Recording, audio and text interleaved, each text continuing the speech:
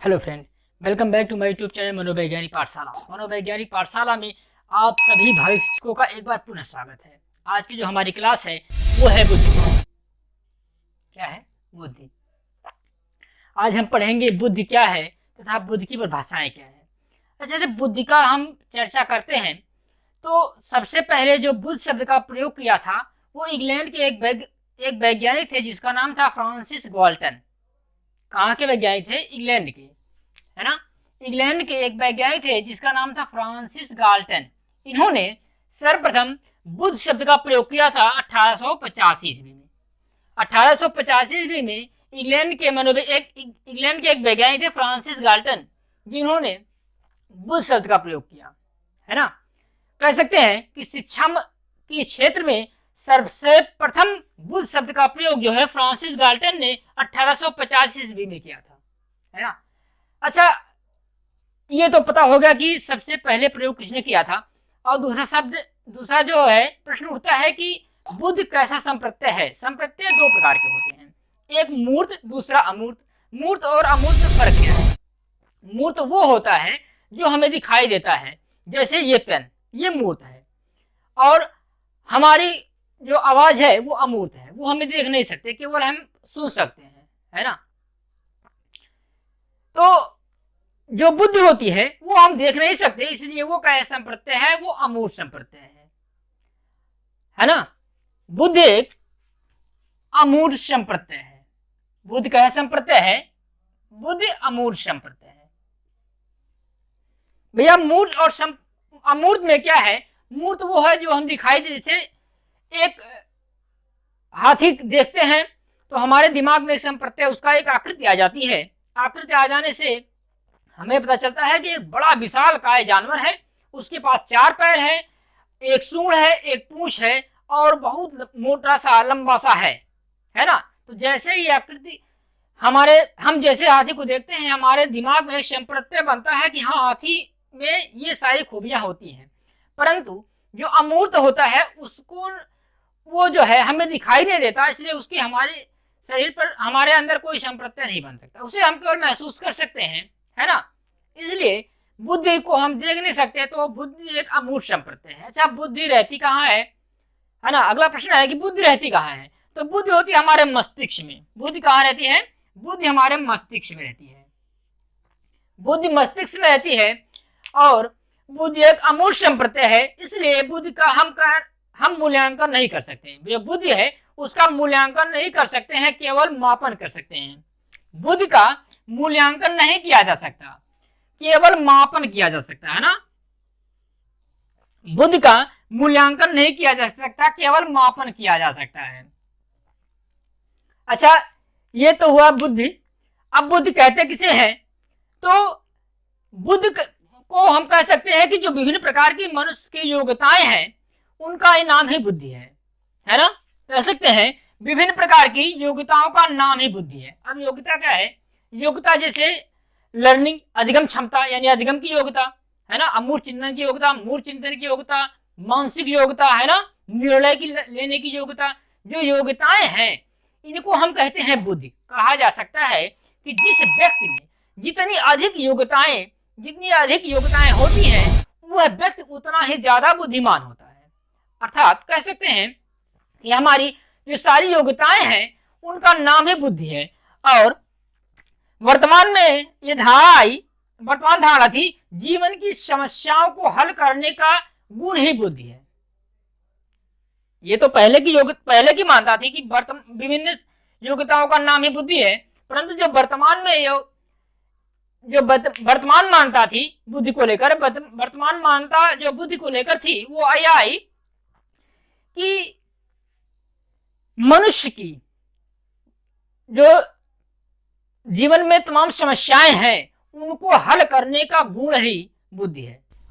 वर्तमान में यह धारणा आई कि मनुष्य के जीवन की समस्याओं को हल करने का गुण ही बुद्धि है। जो मनुष्य के जीवन में तमाम समस्याएं आती हैं उनको हल करने का गुण जो है वही बुद्धि है।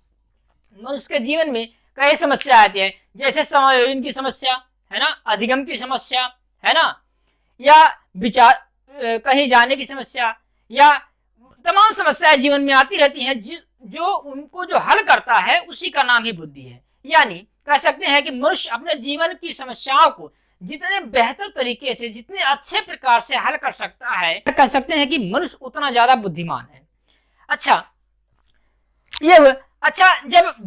जब बुद्धि को परिभाषित किया जाने लगा तो सर्वप्रथम यह मानता थी कि व्यक्ति जितना बड़ा है, व्यक्ति का शरीर जितना बड़ा है, वो व्यक्ति जो है उतना बुद्धिमान होगा, और व्यक्ति का मस्तिष्क जितना बड़ा है, यानी ये जितना बड़ा है उतना ज्यादा वो बुद्धिमान होगा। परंतु ये सारी धारणाएं जो थी वो अवैज्ञानिक थी, कोई इसमें वैज्ञानिकता नहीं थी, कोई तथ्य नहीं था, बस केवल ऐसे ही विचारधारा थी, ऐसे ही मान्यताएं थी। सर्वप्रथम प्रयोग बिने ने सर्वप्रथम सफल बुद्धि परीक्षण किया था। जो बिने महोदय थे, जब ये धारणा थी कि मस्तिष्क जिसका बड़ा है उसमें सबसे ज्यादा बुद्धि है और जिसका शरीर ज्यादा बड़ा है उसमें ज्यादा बुद्धि है, ये वैज्ञानिकता नहीं थी, इसमें कोई वैज्ञानिकता नहीं थी, केवल धारणाएं थी। इस बीच एक बिने नामक वैज्ञानिक है जिन्होंने सर्वप्रथम सफल बुद्धि परीक्षण किया था, है ना। अब आते हैं बुद्धि की परिभाषाओं के ऊपर। तो जब हम बुद्धि की परिभाषाओं को देखते हैं तो बुद्धि की परिभाषाएं देने के लिए भी जो मनोवैज्ञानिक थे या वैज्ञानिक थे, उनका मत 3 विचारों में बट गया। 3 विचार कौन कौन थे, आइए देखते हैं। दोस्तों, मनोवैज्ञानिकों की विचारधाराएं 3 विचारधाराओं में बट गई। नंबर 1 समायोजन की योग्यता, नंबर 2 सीखने की योग्यता, नंबर 3 जो है अमूर्त चिंतन की योग्यता। पहले प्रकार के जो मनोवैज्ञानिक थे उन्होंने माना कि बुद्धि जो है वो समायोजन की योग्यता है। दूसरे प्रकार के मनोवैज्ञानिकों ने माना कि बुद्धि जो है सीखने की योग्यता है, और तीसरे प्रकार के वैज्ञानिकों ने माना कि बुद्धि जो है अमूर्त चिंतन की योग्यता है। अब इनमें कौन कौन से वैज्ञानिक थे और किस मत का समर्थन करते थे वो है, देख लीजिए आप लोग। जो समायोजन की योग्यता है ये वैज्ञानिक मानते थे स्टर्न, दूसरे थे क्रूज, तीसरे थे वर्ट और चौथे थे कार्विन और 5वें थे फ्रीमैन। ये फ्रीमैन है, ये इतने फ्री हैं, ये सभी विचारधाराएं मानते थे। इनका मानना था समायोजन की योग्यता है, बुद्धि सीखने की योग्यता है और अमूर्त चिंतन की योग्यता, यानी तीनों को मानते थे। और सीखने की योग्यता मानने वाले पहले थे बकिंघम, दूसरे थे डियरबॉर्न और तीसरे थे मैकडूगल और चौथे थे थॉर्नडाइक और 5वें है फ्रीमैन। ये सब में है ना। अमूर्त चिंतन की योग्यता मानने वाले में सर्वे पहले थे वो थे बिने, दूसरे थे स्पीयरमैन, तीसरे थे टर्मन और चौथे थे फ्रीमैन। फ्रीमैन जो है ये इतने फ्री थे, सब मानते थे, है ना। अब परीक्षा में प्रश्न कैसे पूछेगा आपसे, जैसे इसमें से 3 पूछ लिया, 3 इसमें से दे दिया, अब कह दिया कि निम्नलिखित और एक किसी में से एक दे देगा, इसमें से चाहे एक इसमें से दे देगा, 3 इसमें से देगा, पूछ लेगा निम्नलिखित में से समायोजन की योग्यता मानने वाले बुद्धि कौन नहीं थे, है ना। तो आपको उसमें से लगाना होगा, या फिर 3 अदर से दे देगा और पूछ लेगा कि बुद्धि को समायोजन की योग्यता मानने वाले कौन थे, एक इसमें से दे देगा कोई, है ना। या इस तरह से भी दे सकता है कि कौन से ऐसा वैज्ञानिक था जो बुद्धि को समायोजन की योग्यता, सीखने की योग्यता तथा अमूर्त चिंतन की योग्यता मानता है, तो वो है फ्रीमैन, है ना भैया। ये फ्रीमैन जो है तीनों मानते हैं।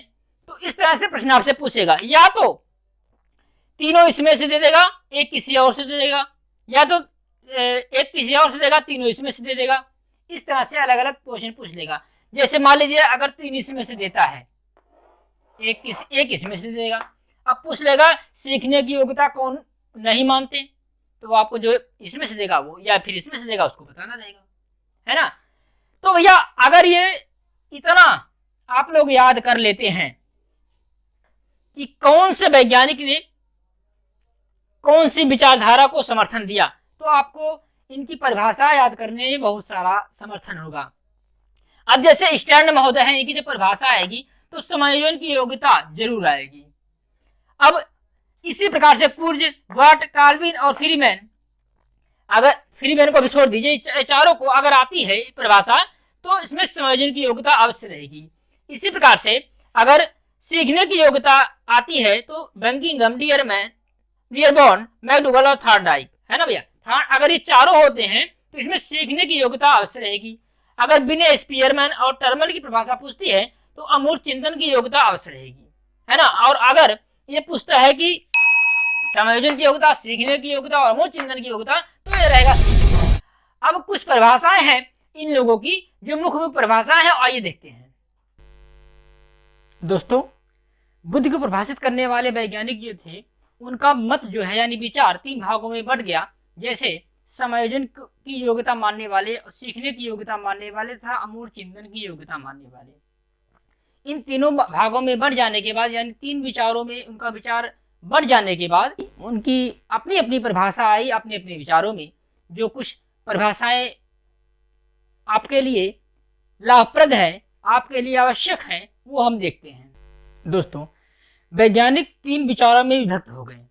पहला विचार था कि बुद्धि समायोजन की योग्यता है, दूसरा विचार था बुद्धि सीखने की योग्यता है, तीसरा विचार था बुद्धि जो है अमूर्त चिंतन की योग्यता है। इन तीनों विचारों को लेकर अलग अलग वैज्ञानिक अलग अलग अपनी परिभाषाएं दिए। जो मुख्य परिभाषाएं हैं वो आइए हम उन्हें देखते हैं। जो पहली परिभाषा है स्टर्न महोदय। स्टर्न महोदय कौन सी विचारधारा को मानते थे? स्टर्न महोदय मानते थे कि बुद्धि एक समायोजन की योग्यता है। जैसा कि हमने बताया था कि जो समायोजन की योग्यता मानने वाले वैज्ञानिक हैं उनके परिभाषा में समायोजन जरूर आएगा। इसी तरह से सीखने की योग्यता मानने वाले वैज्ञानिक की परिभाषा में सीखने की योग्यता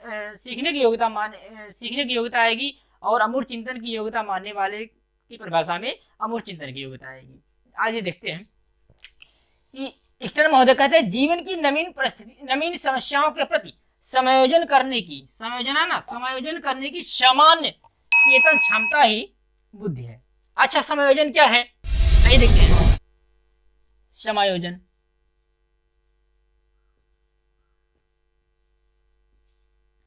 समायोजन किसी नई परिस्थितियों में अपने आप को परिस्थिति के अनुसार ढाल लेना ही समायोजन है ना। जैसे आप यहाँ पर गांव में रहते हैं और गांव में से जब शहर में जाएं तो शहरीकरण को अपना लेना ही समायोजन है। ठीक है, उसके अनुसार अपने आप को परिवर्तित कर लेना, परिस्थिति के अनुसार अपने आप को ढाल लेना ही समायोजन है। दोस्तों, स्टर्न महोदय का मानना है कि जीवन के समस्याओं के प्रति समायोजन करने की समान चेतन क्षमता, यानी जिस परिस्थिति में है उसके अनुसार अपने आप को समायोजित करने की समान चेतन क्षमता, यानी उसके अनुसार अपने आप को परिवर्तित करने की जो क्षमता है वही बुद्धि है। दूसरी परिभाषा है बर्ट महोदय की। ये कहते हैं बुद्धि अपेक्षाकृत नई परिस्थितियों में समायोजन करने की जन्मजात क्षमता है। इनका मानना है कि जो बुद्धि है वो नई परिस्थितियों में अपने आप को समायोजन करने की जन्मजात यानी जन्म से ही हमारे अंदर जो क्षमता है वही बुद्धि है। अगली परिभाषा है फ्रीमैन की। फ्रीमैन कहते हैं कि बुद्धि जो है समायोजन, अधिगम और अमूर्त चिंतन की योग्यता है। जैसा कि हमने आपको बताया था कि जो फ्रीमैन है वो फ्री है, यानी तीनों विचारधाराओं को मानते थे, यानी तीनों विचारधाराओं का समर्थन करते थे। उन्होंने कहा कि जो बुद्धि है वो समायोजन की योग्यता, अधिगम की योग्यता और अमूर्त चिंतन की योग्यता है ना। इनका मानना था कि बुद्धि जो है समायोजन की योग्यता, अधिगम की योग्यता और अमूर्त चिंतन की योग्यता, अर्थात कहते हैं कि बुद्धि अपने आप जब जो हम समायोजन करते हैं, किसी नई परिस्थिति में समायोजन करते हैं और अधिगम करते हैं यानी लर्निंग करते हैं और अमूर्त चिंतन करते हैं, जो इन करने में जो ये सब करने में हमारी मदद करता है वो क्या है? बुद्धि है। अगली परिभाषा है बंकिंघम की। ये कहते हैं बुद्धि सीखने की योग्यता है। ठीक है, ये सीखने की योग्यता मानने वाले थे बंकिंघम। इनका मानना है कि जो बुद्धि है वो सीखने की योग्यता है, यानी बुद्धि जो व्यक्ति जितना अधिक सीखता है वो उतना ही बुद्धिमान होता है। इनका मान्यता थी। अगली परिभाषा है डियरबॉर्न। डियरबॉर्न कहते हैं कि बुद्धि सीखने, अनुभव से लाभ उठाने की योग्यता है। डियरबॉर्न कहते हैं कि बुद्धि सीखने से तथा अनुभव से लाभ उठाने की योग्यता है, अर्थात जो व्यक्ति जितना अधिक सीखता है और उस सीखे हुए सामग्रियों से जितना अधिक लाभ उठाता है वो क्या है? उतना व्यक्ति उतना ही बुद्धिमान है। ठीक है। अगली परिभाषा है थॉर्नडाइक महोदय की। थॉर्नडाइक महोदय कहते हैं कि वास्तविक परिस्थितियों के अनुसार अपेक्षित प्रक्रिया करने की योग्यता ही बुद्धि है। थॉर्नडाइक महोदय कहते हैं कि जो वास्तविक परिस्थितियां है, यानी जो प्रेजेंट टाइम में जो आपकी परिस्थितियां हैं, जो जो आपकी परिस्थितियां है उनके अनुसार अपेक्षित यानी उनके अनुकूल प्रतिक्रिया करने की योग्यता जो है वही बुद्धि है। दोस्तों अगली परिभाषा है स्पीयरमैन की। स्पीयरमैन महोदय का कहना क्या है, बुद्ध सापेक्षिक चिंतन है ना, बुद्ध जो है सापेक्षिक चिंतन है। और अगली परिभाषा है टर्मन महोदय की। टर्मन महोदय का मानना है कि बुद्ध अमूर्त विचारों को सोचने की योग्यता है। अमूर्त विचार क्या है? टर्मन महोदय कहते हैं कि बुद्ध जो है अमूर्त विचारों को सोचने की योग्यता है। अमूर्त विचार क्या है? ऐसे विचार जिसका कोई रंग ना हो, कोई रूप ना हो, कोई आकार प्रकार कुछ ना हो, है ना, ऐसे विचारों को सोचने की एक योग्यता ही बुद्धि है। अर्थात कह सकते हैं कि जिस व्यक्ति में जितना ही अमूर्त विचार सोचने की योग्यता है वो व्यक्ति उतना ही बुद्धिमान है, ये कहना था टर्मन महोदय का। और अगली परिभाषा है विनय महोदय का। विनय महोदय कहते हैं कि बुद्ध जो में 4 शब्द निहित है। कौन कौन से 4 शब्द? ज्ञान, निर्देश, आविष्कार और आलोचना। भैया ये जो विनय महोदय थे इन्होंने सर्वप्रथम सफल बुद्धि परीक्षण किया था। इनका कहना था कि बुद्ध में ज्ञान, निर्देश और आविष्कार, बाद में आलोचना, इनकी आलोचना बाद में हुई थी, इसलिए आलोचना को रखे हैं। आलोचना बुद्ध में निहित है। अगली परिभाषा है वुडरो महोदय। वुडरो महोदय कहते हैं कि बुद्ध जो है ज्ञान का अर्जन करने की क्षमता है। ठीक है, वुडरो महोदय कहते हैं कि बुद्ध जो है किसी भी ज्ञान को एकत्रित करने या अपने आप में रखने की यानी अर्जन करने की एक क्षमता है। अर्थात जो व्यक्ति जितना अधिक ज्ञान को अर्जन करता है वो व्यक्ति उतना ही बुद्धिमान है। अगली परिभाषा है वुडवर्थ महोदय की। इनका मानना है कार्य करने की योग्यता ही बुद्धि है। अर्थात जो व्यक्ति जितना अधिक प्रभावशाली तरीके से अपने कार्य को कर लेता है, जितना अधिक बढ़िया तरीके से कार्य करता है, कह सकते हैं कि उसमें उतना ही अधिक बुद्धि है। ये कहते हैं कि जो योग्यता व्यक्ति में कार्य करने की होती है वही उसकी बुद्धि होती है। तो दोस्तों ये हुई बुद्धि का अर्थ तथा बुद्ध की परिभाषाएं। उम्मीद है आपको ये वीडियो अधिक से अधिक अच्छा लगा होगा, अधिक से पसंद आया होगा। तो उम्मीद करता हूं कि आप ज्यादा से ज्यादा लोगों को ये वीडियो फैलाएंगे तथा ज्यादा से ज्यादा लोगों को लाभ पहुंचाने का कार्य करेंगे। और जो लोग अभी तक हमारे YouTube चैनल पर नए हैं वो YouTube चैनल को लाइक करें, सब्सक्राइब कर लें तथा बेल आइकन दबा लें, जिससे वीडियो की नोटिफिकेशन सबसे पहले उनको मिले। धन्यवाद।